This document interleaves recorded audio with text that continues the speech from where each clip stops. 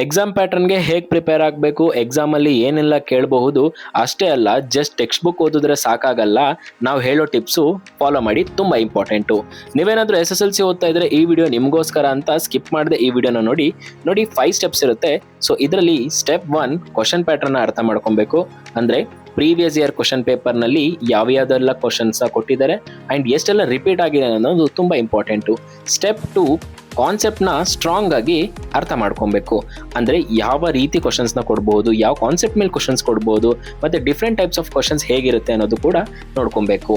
And step 3 regular practice ಮಾಡಬೇಕು. ಹೌದು, ಓದಿದ ಮೇಲೆ ಪ್ರಾಕ್ಟೀಸ್ ಇಲ್ಲ ಅಂತ ಅಂದರೆ ಎಕ್ಸಾಮಲ್ಲಿ ಕಾನ್ಫಿಡೆನ್ಸೇ ಇರೋದಿಲ್ಲ. ಸೊ ಹಾಗಾಗಿ ನೀವು ಕೂಡ ಅದನ್ನು ಟೆಸ್ಟ್ ಆಗಿ ರೆಗ್ಯುಲರ್ ಆಗಿ ಕ್ವಶನ್ ಪೇಪರ್ನ ಪ್ರಾಕ್ಟೀಸ್ ಮಾಡ್ಕೊಬೇಕು. ಅದ್ರ ಜೊತೆಗೆ ಸ್ಟೆಪ್ 4 ಮಿಸ್ಟೇಕ್ನ ಅನಾಲಿಸಿಸ್. ನೀವು ಲಾಸ್ಟ್ ಟೆಸ್ಟಲ್ಲಿ ಏನೇನೆಲ್ಲ ರಾಂಗ್ ಮಾಡಿದ್ದೀರಾ ಅದನ್ನು ಈ ಟೆಸ್ಟಲ್ಲಿ ಮತ್ತೆ ಬರೆದು ಯಾವುದೆಲ್ಲ ಮಿಸ್ಟೇಕ್ ಆಯಿತು, ಯಾಕೆ ಮಿಸ್ಟೇಕ್ ಆಯಿತು ಅನ್ನೋದನ್ನು ನೋಡಿ ಮಾಡಬೇಕು. ನೆಕ್ಸ್ಟ್ ಸ್ಟೆಪ್ 5 ರಿವಿಷನ್ ಪ್ಲ್ಯಾನ್ ಇರಬೇಕು.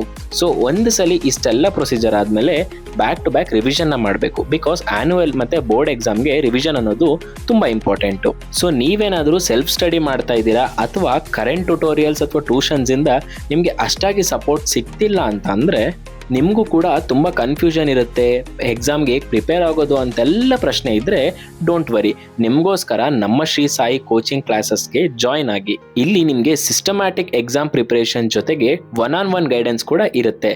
8th ಸ್ಟ್ಯಾಂಡರ್ಡ್ ಆಗಿರ್ಬೋದು, 9th ಮತ್ತು SSLC ಅಡ್ಮಿಷನ್ ಓಪನ್ ಆಗಿದೆ. ಸೊ ಈ ಮಿಡ್ ಟರ್ಮ್ ಇಂದನೇ ಪ್ಲಾನ್ ಮಾಡ್ತಾ ಇದ್ದೀರಾ, ಸೀರಿಯಸ್ ಆಗಿ ಸ್ಟಾರ್ಟ್ ಮಾಡಬೇಕು ಅಂದರೆ ಸ್ಕ್ರೀನ್ ಮೇಲಿರುವಂತಹ ನಂಬರ್ಗೆ ಕಾಲ್ ಅಥವಾ ವಾಟ್ಸಪ್ ಮಾಡಿ.